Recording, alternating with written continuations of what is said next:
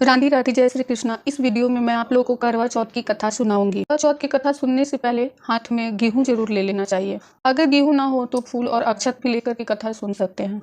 लेकर के करवा माता का स्मरण कर लेना चाहिए और शिव जी पार्वती जी का भी स्मरण करते हुए कथा सुन। वीडियो में मैं 4 करवा चौथ की कथा सुनाऊंगी, जिसमें मैं पहला स्टार्ट कर रही हूँ।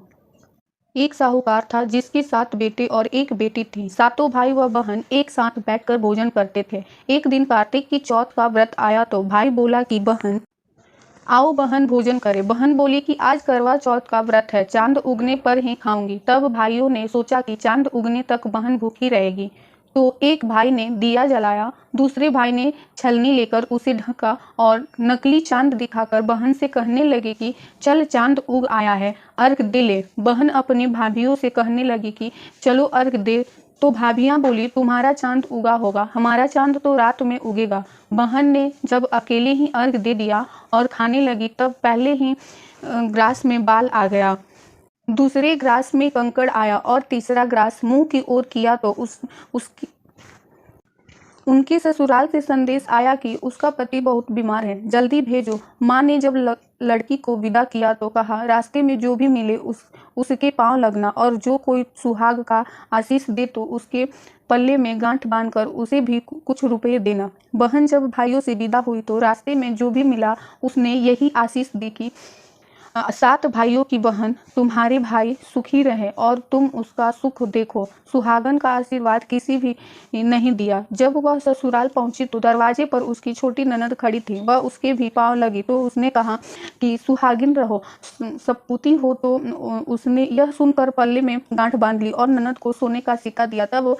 भीतर गई तो सास ने कहा कि पति धरती पर पड़ा है, तो वह उसके पास जाकर उसकी सेवा करने के लिए बैठ गई। बाद में सास ने दासी के हाथ बची खुची रोटी भिजा दिया। इस प्रकार से समय बीतते बीतते मृंग सिर की चौथ आई तो चौथ माता बोली करवा ले भाइयों की प्यारी बहन ले। लेकिन जब उसे चौथ माता नहीं दिखाई दी तो वह बोली हे माता, आपने मुझे उजाड़ा है तो आप ही मेरा उद्धार करोगी, आपको मेरा सुहाग देना पड़ेगा। तब उस चौथ माता ने बताया कि पौष की चौथ आएगी, वह मेरे से बड़ी है, उससे तू सब कहना, वही तुम्हारा सुहाग वापस देगी। पौष की चौथ आकर चली गई, माघ की चली गई, फागुन की चली गई, चैत बैसाख जेठ आषाढ़ और श्रावण भादो की सभी चौथ आई और यही कहकर चली गई कि आगे वाली को कहना।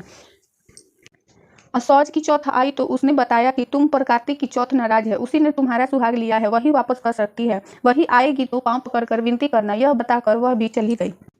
जब कार्तिक की चौथ आई तो वह गुस्से से बोली भाइयों की प्यारी करवा ले, दिन में चांद उगानी करवा ले, व्रत खंडित करने वाली करवा ले, भूखी करवा ले।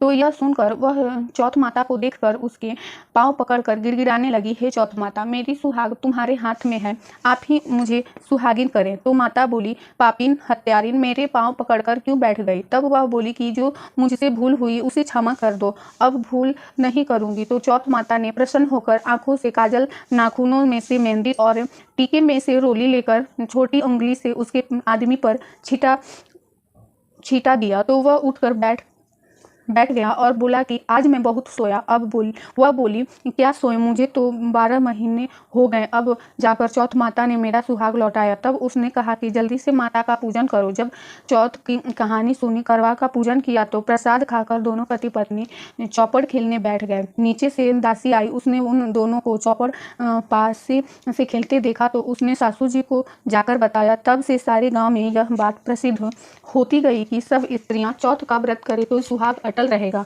जिस तरह से साहूकार की बेटी का सुहाग दिया, उसी तरह से चौथ माता सबको सुहागिन रखे। यही करवा चौथ के उपवास की सनातन महिमा है। करवा चौथ का दूसरा कथा।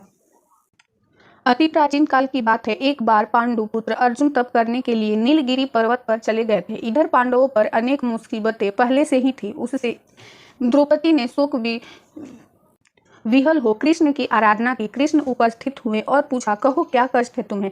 प्रभु द्रौपदी ने हाथ जोड़कर कहा मुझे क्या कष्ट है, आप तो स्वयं जानते हैं, आप तो अंतर्यामी हैं, मुझे कष्टों के बोझ से विलय कर दिया है। क्या कोई ऐसा उपाय है जिससे इन कष्टों से छुटकारा मिल सके। तुम्हारा प्रश्न अति उत्तम है द्रौपदी, कृष्ण मुस्कुराते हुए बोले। द्रौपदी बोली, प्रभु फिर मुझे दुख नारी का कष्ट दूर करने का उपाय बताइए। द्रौपदी ने कहा, यही प्रश्न एक बार पार्वती जी ने शिव जी से कर दिया था। तब श्री शिव जी ने करवा चौथ का विधान बताया था। फिर प्रभु करवा चौथ की जानकारी मुझे भी दीजिए और उनकी कथा कहिए। तब कृष्ण ने एक पल सोचने के बाद कहा, दुख सुख जो सांसारिक माना जाता है, प्राणी उसमें सदा ही लिप्त रहता है। मैं तुम्हें अति उत्तम करवा चौथ व्रत की कथा सुनाता हूँ, इससे ध्यान से सुनो। प्राचीन काल में गुणी विद्वान धर्मपरायण एक ब्राह्मण रहता था। उसके 4 पुत्र तथा एक गुणवती सुशील पुत्री थी। पुत्री ने विवाहित होकर चतुर्थी का व्रत किया, किंतु चंद्रोदय से पूर्व ही उसे क्षुधा ने बाध्य कर दिया। इससे उसके स्नेही भाइयों ने छल से पीपल की आड़ में कृत्रिम चंद्रमा बनाकर दिखा दिया। लड़की ने अर्घ दे भोजन कर लिया। भोजन करते ही उसके पति की हृदय गति बंद हो गई। इसे दुखी हो उसने अन्न जल त्याग दिया। उसी रात्रि में इंद्राणी भूविचरण करने आई। ब्राह्मण पुत्री ने उससे अपने दुख का कारण पूछा। इंद्राणी ने बताया, तुम्हें करवा चौथ व्रत के में चौथ दर्शन से पूर्व भोजन कर लेने से यह कष्ट लिया है। तब उस लड़की ने अंजलि बांधने विनय की कि इससे मुक्त होने का कोई उपाय बताइए। इस पर इंद्राणी ने कहा, यदि तुम विधि पूर्वक अगली करवा चौथ का व्रत करोगी तो तुम्हारे पति पूर्व जीवित हो जाएंगे। कन्या ने ऐसा करने का वचन दिया तो उसका पति स्वस्थ हो गया। इस पर उस कन्या ने वर्ष भर प्रत्येक चतुर्थी का व्रत किया और अखंड सुहाग प्राप्त किया। श्री कृष्ण ने कहा, हे द्रौपदी, यदि तुम इस व्रत को करोगी तो तुम्हारे सभी कष्ट टल जाएंगे।